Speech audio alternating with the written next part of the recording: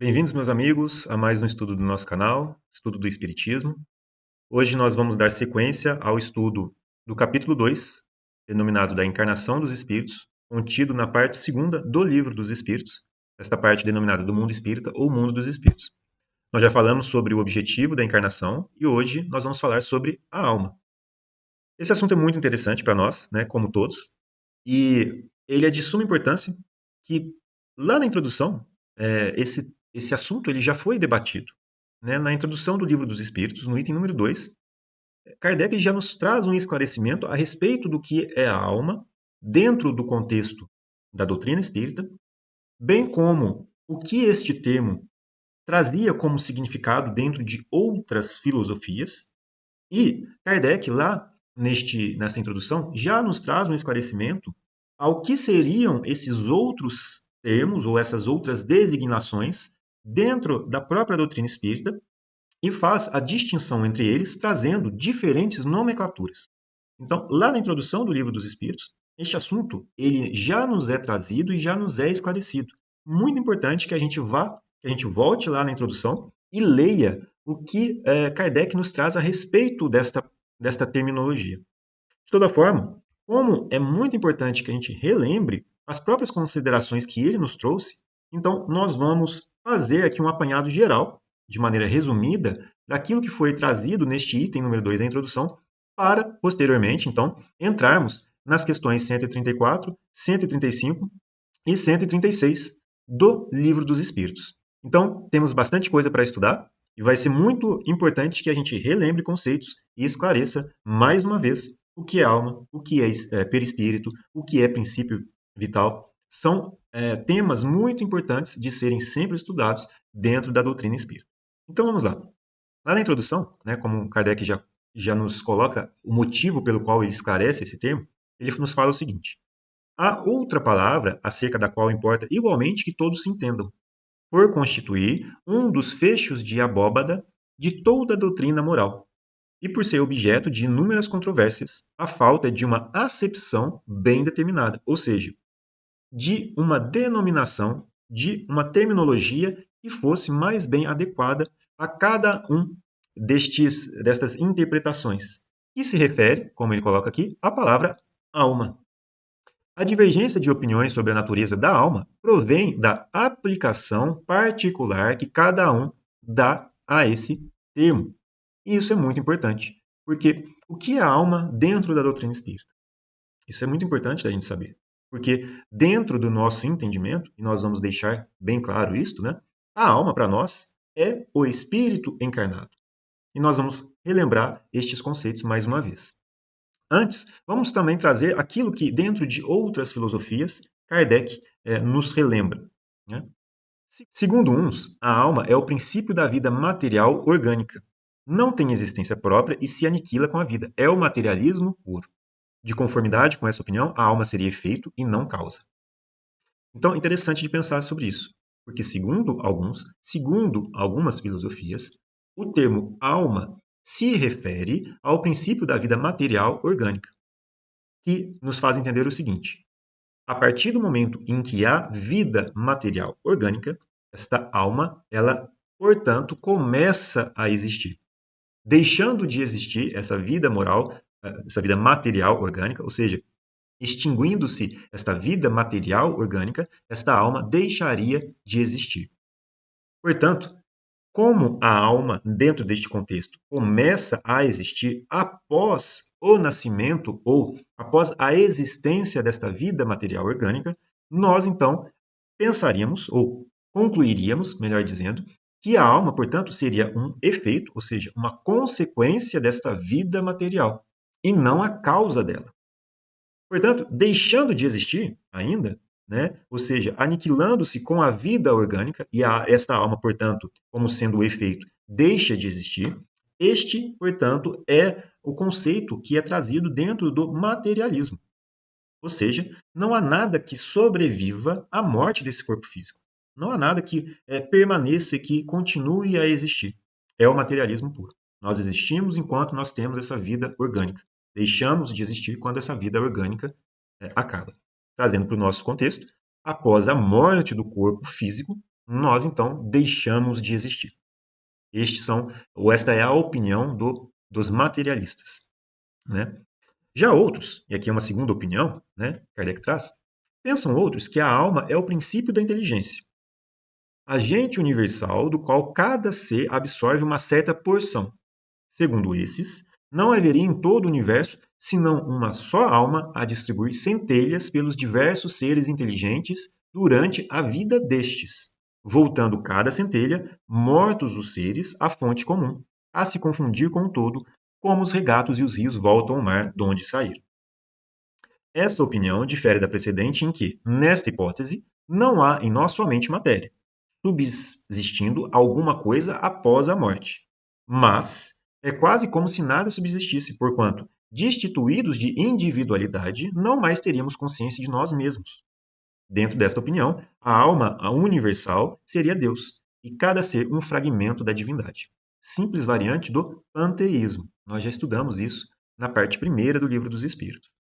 Então, neste caso, qual é a diferença para o primeiro?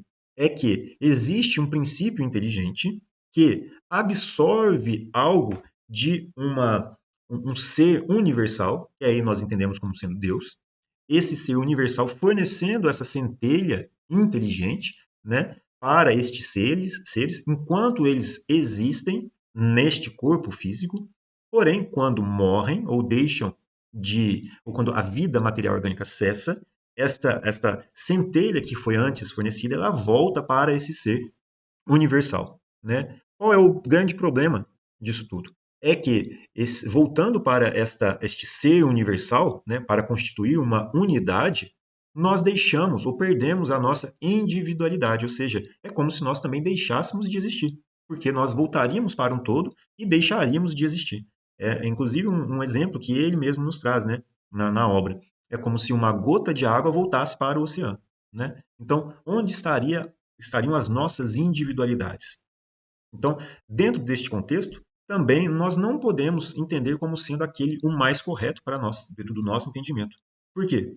Como o próprio Kardec nos traz, segundo outros, finalmente, a alma é um ser moral, distinto, independente da matéria que conserva sua individualidade após a morte. Olha só, ele é um ser moral, distinto, independente da matéria, ou seja, imaterial, que conserva a sua individualidade após a morte. Esse, portanto, uma terceira opinião da alma, ou seja, daquilo que a alma representa, é aquilo que nós consideramos dentro da doutrina ou das doutrinas espiritualistas. Né? Vamos ver aqui o que ele nos traz. Esta acepção é sem contradita a mais geral, porque debaixo de um nome ou de outro, a ideia desse ser que sobrevive ao corpo se encontra no estado de crença instintiva. Não deriva de ensino entre todos os povos, qualquer que seja o grau de civilização de cada um. Essa doutrina, segundo a qual a alma é causa e não efeito, é a dos espiritualistas. Estou falando, inclusive, dos espiritualistas. Só abrindo parênteses, né, na introdução, no item número 1, Kardec nos esclarece o que é espiritualista, o que é espiritualismo. Ele acrescenta, ou ele denomina, ou cria denominações, melhor dizendo, que são a dos espiritistas ou dos espíritas e o espiritismo. E faz a distinção entre esses diversos termos, ou seja, os espíritas são necessariamente espiritualistas, mas nem todos os espiritualistas são espíritas. Existe uma distinção. Quem tiver a necessidade de reler essa parte, acho que é muito importante, volte lá na introdução no item número 1. É um texto de uma página. Né? Então, nesse caso aqui, voltando para o nosso estudo, a alma, neste caso, nesta concepção que é a dos espiritualistas, é que a alma é a causa e não o efeito, ou seja, não é pelo fato de que existe um corpo material, né, orgânico, vida material orgânica, que a alma começa a existir. Não. É a alma que ela pré-existe de alguma maneira e que, dando vida a este corpo material, né, ela, portanto, é a causa da existência dessa vida. Muito interessante. Né? E ela deixando a morte do corpo físico, né, acontecendo, esta alma ela continua a existir, né, e ela conserva a sua individualidade, conserva as suas características. e ela é distinta do ser material, do ser corpóreo. Então, esta é a ideia dos espiritualistas. Obviamente que dentro da doutrina dos espíritos, nós vamos então nos aprofundar naquilo que representa o espírito, naquilo que representa, né, o espírito após a morte. Né? Quais são as relações entre aqueles que estão de volta a este plano, que nós chamamos de plano espiritual, quais são as relações com aqueles que continuam no plano material, né? Quais são as consequências dos atos das nossas vidas, enquanto nós estamos no corpo físico, quais são as consequências daquilo que nós fazemos para o estado desta alma após a morte do corpo físico, né? É um estado feliz ou um estado de sofrimento? Quais são as atribuições dadas a este espírito após a morte do corpo físico, portanto, em consequência aos atos, aquilo que ele semeou durante a vida. Então, é disso que o Espiritismo trata. Né? Ele acredita que a morte do corpo físico não representa o fim para este ser espiritual. Né? E que aquilo que ele faz durante a vida, como sendo, portanto, a causa do estado ditoso ou infeliz deste ser após a morte do corpo físico, tem uma influência muito grande na forma como todos nós vemos a vida material, a nossa vida corpórea, porque sabendo que nós, portanto, vamos colher aquilo que nós plantamos e que nós somos a consequência das nossas próprias escolhas, então nós vamos pensar e vamos pensar em nós, pensar nos nossos atos, e nós vamos tentar alterar, redirecionar, se essa for a necessidade, de redirecionar aquilo que nós estamos construindo dentro e ao redor de nós. Né? Por isso o Espiritismo tem essa importância muito grande, porque ele auxilia os homens na sua reforma íntima, na sua reforma moral, porque ele altera o ponto de vista e faz com que todos nós pensemos na vida futura como sendo um estado da vida do espírito imortal, né, uma fase ou, na verdade, considerando a vida corpórea como sendo uma fase da vida imortal do espírito, como sendo, então, muito importante para aquilo que nós chamamos de progresso espiritual, que ele conserva dentro de si, né, e que corresponde ao seu estado mais ou menos infeliz, ou feliz, né, melhor dizendo. Então, pensar sobre isso é muito importante. E dentro desses contextos, dentro destes pensamentos todos, o eixo central ali está justamente este ser espiritual em processo evolutivo. Né? Portanto, é muito importante que a gente saiba e que compreenda o que isto tudo representa. Né? Mas, voltando aqui para o nosso texto, olha só que interessante, né? Porque nós falamos sobre duas outras opiniões que nós poderíamos descartar. Né? Ou seja, então entendemos que a alma é um ser moral, distinto, imaterial, que sobrevive à morte do corpo físico. E que, portanto, né, as outras duas opiniões que aqui foram apresentadas seriam, de tal forma, desconsideradas. E não é o caso. Porque, olha que Kardec traz, na ausência de um vocábulo especial para cada uma das outras ideias, a que corresponde a palavra alma, denominamos. Ou seja, né, não existindo, portanto, uma outra forma melhor para expressar o que cada uma daquelas outras ideias correspondem, né, ou significam, então nós vamos então introduzir esses termos. Olha só, é isso que Kardec está falando. Princípio vital, o princípio da vida material e orgânica. Qualquer que seja a fonte de onde promane, princípio esse comum a todos os seres vivos, desde as plantas até o homem. Pois que pode haver vida com a abstração da faculdade de pensar, o princípio vital é algo distinto e independente. A palavra vitalidade não expressa a mesma ideia. Olha que interessante, né? Então, este é o princípio da vida material e orgânica. Qual é o termo que denomina este princípio? Princípio vital. Nós já estudamos isso, né? E nós também vimos que este princípio vital, ele tem como fonte o fluido universal, né? Olha que interessante.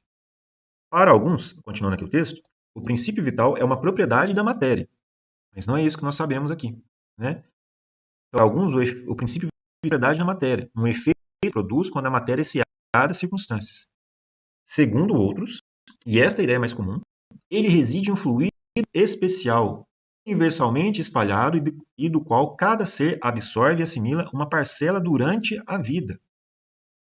Este fluido, né, nós já sabemos, é o fluido universal. Este fluido universal, ele representa o princípio de tudo aquilo que se difere do ser espiritual. Nós estamos, os seres espirituais, imersos, né, neste fluido universal, que é espalhado universalmente. E este fluido universal, ele sofre as suas infinitas transformações, inclusive ao ponto de chegar até a matéria grosseira como a qual nós entendemos. Então, nós estudamos isso lá atrás. Né? Temos a Trindade Universal dentro do contexto da doutrina espírita, entendida como tendo Deus, o Criador, né? E o princípio espiritual, o princípio inteligente e o princípio material. Né? E aí, para que um atue sobre o outro, existe a necessidade de um fluido intermediário, que é o fluido universal. Né? Um fluido universalmente espalhado. E aí, olha que interessante. Deste fluido universal, aqui cada ser assimila uma parcela durante a vida.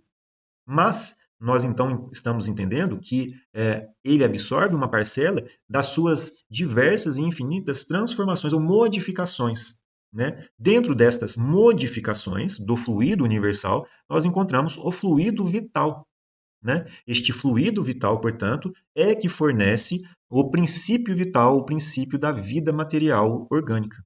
Então, dentro deste contexto aqui, ou dentro deste parágrafo aqui como um todo, nós temos as duas ideias que foram anteriormente apresentadas como alternativas de significado à palavra alma. Nós temos essas duas significações sendo trazidas aqui em termos diferentes, né? Ou, na verdade, explicando com os termos novos que foram trazidos aqui dentro da doutrina espírita.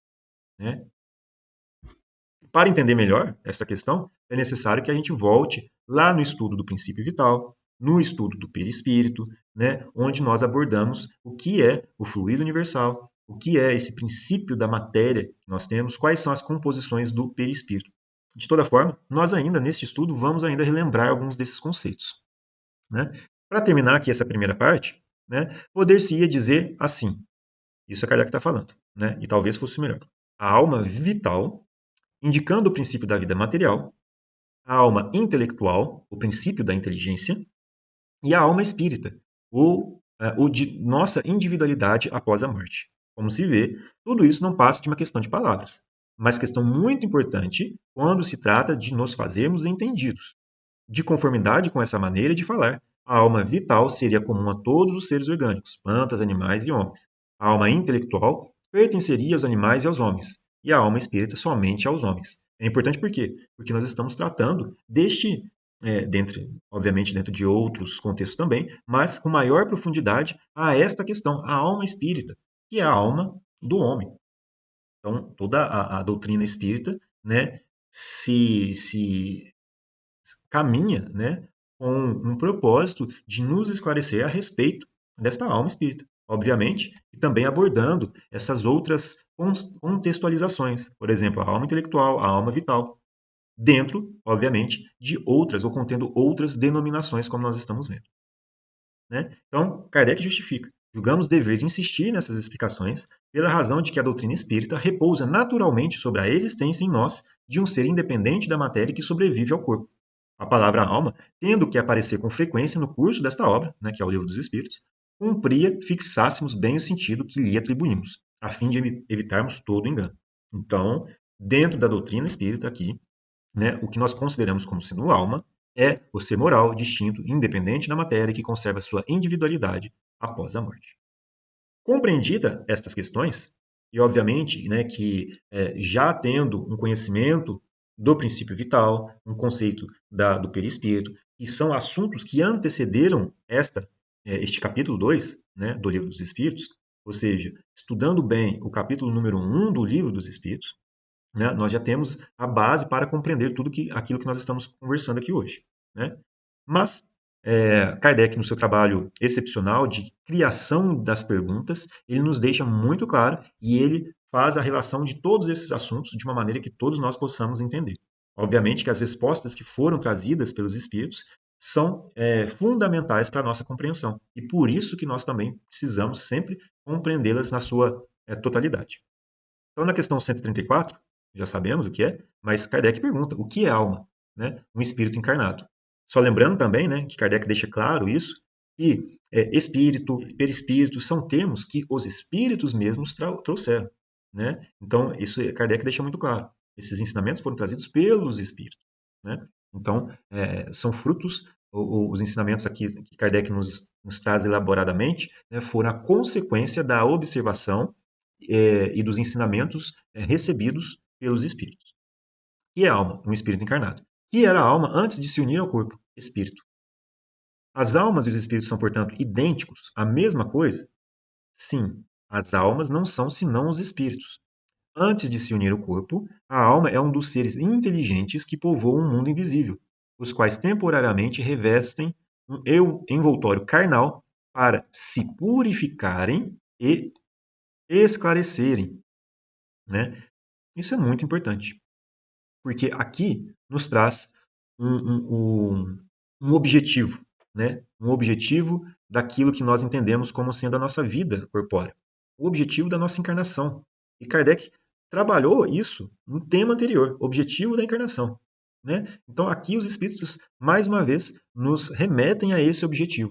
O envoltório carnal que nós utilizamos durante a nossa vida corpórea tem como objetivo nos fazer purificar, nos fazer progredir enquanto espíritos, né? Através das diversas encarnações, das vidas sucessivas, nós então nos purificamos, nós nos esclarecemos, nós saímos da ignorância para adentrar a um mundo interior de puro esclarecimento. E é isso que nos traz a felicidade, é isso que nos traz a paz, é esse o reino de Deus dentro da gente, porque é o resultado de um esforço de cada um de nós para nos purificarmos, para nos aperfeiçoarmos, para nos melhorarmos enquanto espírito, que existia antes da vida corpórea, né? E aí, obviamente que nós também já estudamos isso, né?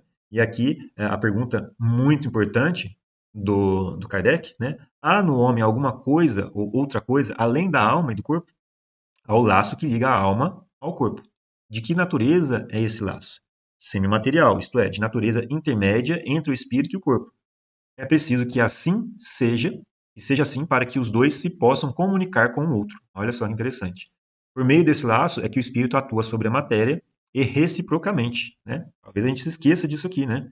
Olha só, o espírito atua na matéria e a matéria também atua no espírito. Muito importante de saber disso. E qual é o intermediário entre o espírito e o corpo físico? É o perispírito, né? A gente já estudou isso. É este invólucro semimaterial que faz ou que permite que um possa se comunicar com o outro. E Kardec coloca: o homem é, portanto, formado de três partes essenciais. Primeiro, o corpo, o ser material análogo aos animais e animado pelo mesmo princípio vital. A alma, o espírito encarnado que tem no corpo a sua habitação, né? Então, o espírito que já existia encontra no corpo físico a sua habitação temporária, né? E o princípio intermediário, ou perispírito, substância semimaterial, que serve de primeiro envoltório ao espírito e liga a alma ao corpo. Tais um fruto, o germe, o perisperma e a casca, né? Muito importante da gente, então, sempre ter isso aqui em mente, né? Para aqueles que já conhecem a doutrina espírita, o perispírito já não é um assunto novo.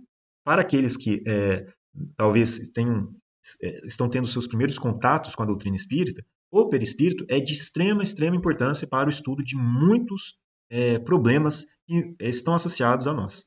Porque é o perispírito que nós conservamos após a morte do corpo físico e é o veículo pelo qual o espírito pode, de alguma maneira, se tornar tangível, ele pode se tornar apreciável, ele pode se manifestar, né? É muito importante isso. Para auxiliar nesse entendimento, inclusive, eu trouxe aqui, né, dois textos, né, muito importantes para nós, que vão nos esclarecer e nos vão fazer relembrar assuntos que nós já tratamos também em outros momentos.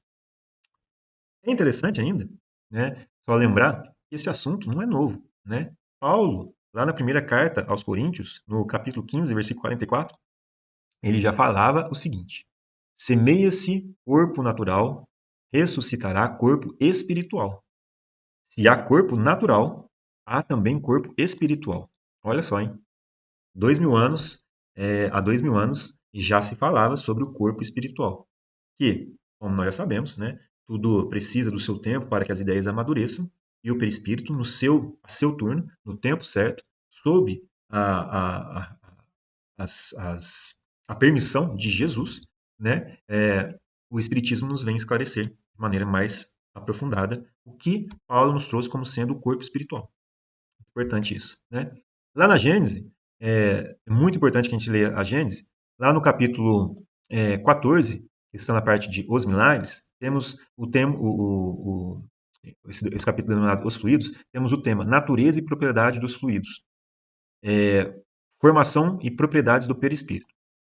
O perispírito, o corpo fluídico dos espíritos, né? Talvez aqui eu tenha errado, tá? Talvez aqui seja formação e propriedade do perispírito apenas. Mas está lá nesse capítulo aqui, o capítulo 14. No item número 7, Kardec nos traz: o perispírito, o corpo fluídico dos espíritos, é um dos mais importantes produtos do fluido cósmico universal. É uma condensação deste fluido em torno de um foco de inteligência ou alma. Já vimos também que o corpo carnal tem seu princípio de origem nesse mesmo fluido condensado e transformado em matéria tangível. No perispírito, a transformação molecular se opera diferentemente, porquanto o fluido conserva a sua imponderabilidade e suas qualidades etéreas. O corpo perispirítico e o corpo canal têm, pois, origem no mesmo elemento primitivo. Ambos são matéria, ainda que em dois estados diferentes. Então, isso é muito importante. Nós estamos falando da Trindade Universal. Né? Então, o princípio inteligente, que se difere de tudo aquilo que é matéria, né? E tudo isso que é matéria tem como origem o fluido cósmico universal. Dentro das suas diferentes modificações, né, nós temos diferentes modificações do fluido cósmico universal, nós temos a criação do fluido vital, nós temos a criação ou a transformação na matéria que nos fere aqui os sentidos, né? E também temos a criação do próprio perispírito. Né? O perispírito, portanto, toma a sua forma ou a sua propriedade básica como tendo a sua origem nesse fluido cósmico universal. É uma transformação. Né? Os dois têm a sua origem no mesmo elemento primitivo. Se a gente quiser entrar em mais detalhes, né, sobre essa criação, vamos ter que entrar nas questões de formação de cada um dos globos em que os espíritos habitam. Porque o perispírito também guarda a sua relação de maior ou menor, como eu posso dizer, pureza ou sutileza ou grau de imaterialidade, vamos colocar dessa maneira, com relação ao mundo em que ele habita, né? E de acordo com o grau ou progresso espiritual que cada um alcançou. Isso é muito importante. Né? Olha só nos itens 8. Do meio onde se encontra é que o espírito extrai o seu perispírito. Isto é, esse envoltório ele o forma dos fluidos ambientes. Resulta daí que os elementos constitutivos do perispírito naturalmente variam conforme os mundos. Né? Nós formos lá na progressão dos mundos, nós vamos entender que cada um dos mundos também evoluem e fornecem os meios adequados para que os espíritos possam também progredir. Né? Cada um de acordo com o progresso já realizado. Né? No item número 9, ele coloca assim, estou colocando só as partes principais, tá? Para quem quiser ler o texto mais completo, né, vai lá então na Gênesis, nesse capítulo que é muito importante. Nós também já abordamos com mais detalhes esses assuntos em outros estudos. No item número 9, ele fala: a natureza do envoltório fluídico está sempre em relação com o grau de adiantamento moral do espírito. Portanto, nós podemos então associar aqui os dois, de que cada um dos globos também recebe os espíritos que alcançaram determinado grau de adiantamento. E que, portanto, cada um dos globos recebe espíritos de um determinado grau evolutivo. E que assim nós podemos, portanto, compreender o que é esta progressão dos mundos, que se transforma materialmente, sim, mas que também se transforma conforme o grau de moralização dos espíritos que ali habitam. Isso que caracteriza também. Né? Aí no item número 10, a constituição íntima do perispírito não é idêntica em todos os espíritos encarnados ou desencarnados que povoam a Terra ou o espaço que circunda. O mesmo já não se dá com o corpo carnal, que, como foi demonstrado, se forma dos mesmos elementos, qualquer que seja a superioridade ou a inferioridade do espírito. Por isso, em todos, são os mesmos os efeitos que o corpo produz, semelhantes às necessidades, ao passo que diferem em tudo o que respeita ao perispírito.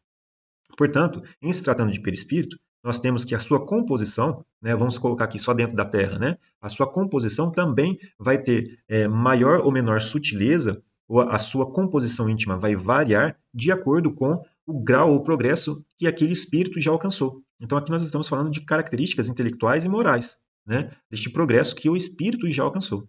Entrando em mais detalhes, e aqui nessa formação e propriedade do perispírito é falado isso, né, esta formação distinta, cada um dos espíritos, mesmo dentro de um mesmo mundo, vai retirar dos próprios fluidos ambientes daquele mundo, né, os elementos necessários à sua constituição, ou seja, a constituição do seu perispírito, e vai procurar os elementos mais ou menos puros, de acordo com o progresso já realizado por esse espírito. Então, olha que interessante. Na Evolução em Dois Mundos, no capítulo 2, né, o que André Luiz fala? Para definirmos de alguma sorte o corpo espiritual, ou seja, o perispírito, é preciso considerar, antes de tudo, que ele não é o reflexo do corpo físico, porque na realidade é o corpo físico que o reflete, tanto quanto ele próprio, o corpo espiritual, retrata em si o corpo mental que preside a formação. Parece ser complicado, mas é muito interessante a gente refletir, porque aqui ele está falando, olha só, que o corpo espiritual retrata em si o corpo mental que lhe preside a formação, ou seja, o perispírito, portanto, é um reflexo daquilo que o espírito traz como essência de si mesmo. Né? Por mais que nós estejamos em mundos diferentes, ou melhor dizendo, por mais que nós estejamos no mesmo mundo, e que espíritos de diferentes graus evolutivos possam vir a encarnar, por exemplo, espíritos superiores em missão, né? O perispírito, ele, portanto, ele vai ter uma formação, ou ele vai ter a sua composição de acordo com o corpo mental, ou seja, a essência do espírito. Né? É isso que vai determinar, portanto, as suas características. Obviamente, como nós estamos vendo, de acordo com o mundo em que ele está ali habitando. Né? Mesmo, como a gente está falando, mesmo que sejam espíritos superiores que venham em missão. Né? Todos os espíritos que vão encarnar naquele mundo vão retirar, né, mesmo que dos elementos mais puros, mas eles vão ter que retirar da atmosfera ou do ambiente daquele mundo, né, os fluidos necessários para a composição do perispírito que eles vão ter durante aquela encarnação. Né? Ou mesmo, né, para quando eles estão no plano espiritual aqui na Terra. Inclusive, né, quem tiver curiosidade, pode ver que muitos livros do André Luiz, né, nós temos a própria mediunidade acontecendo no plano espiritual, que é justamente o reflexo dessas condições que nós estamos vendo do perispírito. Né? Em se tratando de espíritos mais puros que talvez precisam trazer alguma mensagem, manifestar-se em um mundo um pouco mais denso, como nós estamos vendo, os espíritos eles podem utilizar de outros espíritos em processo mediúnico para transmitir as suas mensagens. Muito interessante isso. No André Luiz tem muitos exemplos disso tudo. Bom, e para terminar, né, a alma independe do princípio vital? O corpo não é mais do que envoltório, repetimos constantemente. Né? Então, a alma independe do princípio vital, ou seja, o espírito independe do princípio vital. Portanto, voltando lá no comecinho, né, o princípio da vida material orgânica é diferente da alma como nós estamos entendendo, como sendo o ser moral distinto independente da matéria, e que conserva a sua individualidade após a morte. Por isso que aqui, dentro da doutrina espírita, a alma não pode refletir em seu significado o que é o princípio da inteligência. Né? Aqui, o princípio da vida material orgânica, desculpe. Né? Então, muito interessante. Por fim, né, dentro das questões, vamos colocar aqui e a gente termina o nosso estudo. Pode o corpo existir sem a alma? Pode. Entretanto, desde que cessa a vida do corpo, a alma o abandona. Desde que cessa a vida do corpo, a alma o abandona. Não é a alma que abandona e aí cessa a vida do corpo. Né? Antes do nascimento, ainda não há união definitiva entre a alma e o corpo, enquanto que, depois dessa união se haver estabelecido, a morte do corpo rompe os laços que o prendem à alma e esta o abandona. A vida orgânica pode animar um corpo sem alma, mas a alma não pode habitar um corpo privado de vida orgânica. Isso aqui é muito importante, porque nós então entendemos que é a morte do corpo físico que determina a partida do espírito, e não o espírito que parte, e isso determina a morte do corpo físico. Né? A gente vai ler aqui esse pequeno trecho que nos vai esclarecer. Né? O que seria o nosso corpo se não tivesse alma? Simples massa de carne sem inteligência. Tudo o que quiserdes, exceto um homem. Portanto, qualquer ser humano que esteja em vida, ou que esteja vivendo ali, né, ele tem um espírito ali associado a ele. Né? Já que nós estamos falando aqui de uma pessoa em vida, né? Que está ali na sua existência corpórea, na sua encarnação. Nós, então, entendemos que todos temos ali um espírito associado a ele, né? Independente da situação em que nós estejamos. Após a morte do corpo físico, é que, portanto, o espírito se desconecta, né? Que ele parte. E aí, então, para a gente finalizar, eu vou ler essa pequena parte aqui, que está lá na Gênese, no capítulo 11, a Gênese espiritual, fala da encarnação dos espíritos. O Espiritismo ensina de que maneira se opera a união do espírito com o corpo na encarnação. Pela sua essência espiritual, o espírito é um ser indefinido, pela sua essência espiritual, abstrato, que não pode ter ação direta sobre a matéria, sendo-lhe indispensável um intermediário, que é o envoltório fluídico, o qual, de certo modo, faz parte integrante dele, de certo modo. É semimaterial esse envoltório, isto é, pertence à matéria pela sua origem e à espiritualidade pela sua natureza etérea. Como toda matéria, ele é extraído do fluido cósmico universal, como nós já comentamos, que, nessa circunstância, sofre uma modificação especial. Esse envoltório, denominado perispírito, faz de um ser abstrato, do espírito, um ser concreto, definido, apreensível pelo pensamento. Ou seja, a gente consegue imaginar o que representa o espírito, porque aí ele traz o perispírito, que é um envoltório que nos permite concebê-lo, imaginá-lo. Torna-o apto a atuar sobre a matéria tangível, conforme se dá com todos os fluidos imponderáveis, que são, como se sabe, os mais poderosos motores. O fluido perispirítico constitui, pois, o traço de união entre o espírito e a matéria. Enquanto aquele se acha unido ao corpo, serve-lhe ele de veículo ao pensamento, para transmitir o movimento às diversas partes do organismo, as quais atuam sob a impulsão de sua vontade e para fazer que repercutam no espírito as sensações que os agentes exteriores produzem. Servem de fios condutores os nervos, como no telégrafo, ao fluido elétrico, serve de condutor ao fio metálico. Quando o espírito tem de encarnar num corpo humano em vias de formação, um laço fluídico, que não é, que mais não é do que uma expansão do seu perispírito, o liga ao germe que o atrai por uma força irresistível, desde o momento da concepção. À medida que o germe se desenvolve, o laço se encurta. Sob a influência do princípio vito-material do germe, o perispírito, que possui certas propriedades da matéria, se une molécula a molécula ao corpo em formação, donde pode dizer-se que o espírito, por intermédio de seu perispírito, se enraiza de certa maneira nesse germe, como uma planta na terra. Quando o germe chega ao seu pleno desenvolvimento, completa a união, nasce então o ser para a vida exterior. Para quem tiver interesse, né, no estudo que nós fizemos sobre o princípio vital, nós também falamos sobre o duplo etérico, que faz um intermédio, ou tem um papel intermediário entre o próprio perispírito e o corpo físico. É lá que se radica o princípio vital. E isso é muito importante para a gente também compreender. Por um efeito contrário, continuando, a união do perispírito e da matéria carnal, que se efetuara sob a influência do princípio vital do germe, cessa desde que esse princípio deixa de atuar, em consequência da desorganização do corpo. Mantida que era por uma força atuante, tal união se desfaz logo que essa força deixe de atuar. Então, o perispírito se desprende, molécula a molécula, conforme se unira ao espírito, e ao espírito é restituída a liberdade. Assim, não é a partida do espírito que causa a morte do corpo físico. Esta é que determina a partida do espírito. Isso já tinha ficado claro aqui para nós, né? Pode o corpo existir sem alma? Pode. Entretanto, desde que cessa a vida do corpo, a alma o abandona. E aí, para terminar, dado que, um instante após a morte, completa a integração do espírito, ou seja, ele volta a ser ele mesmo enquanto espírito, né, e suas faculdades adquirem até maior poder de penetração, ao passo que o princípio da vida se acha extinto no corpo, provado, evidentemente, fica que são distintos o princípio vital e o princípio espiritual. Né? Então, isso tudo nos resume essa questão dos termos relacionados à alma. Né? O que é a alma, o que é o espírito, né? O espírito encarnado, portanto, é a alma, o que corresponde ao princípio da vida orgânica, que é o princípio vital, né? De onde que surgem a constituição do perispírito, bem como o próprio princípio vital. Isso tudo nós encontramos no fluido cósmico universal que preenche o universo e nós retiramos desse fluido cósmico universal, dentre as suas diversas infinitas modificações, o necessário para a constituição do nosso perispírito, bem como, né, o fluido vital responsável por fornecer esse princípio vital para a vida orgânica material. Então, são todos termos necessários que a gente compreenda, mas que têm as suas distinções, têm as suas particularidades que são necessárias de nós sempre estudarmos.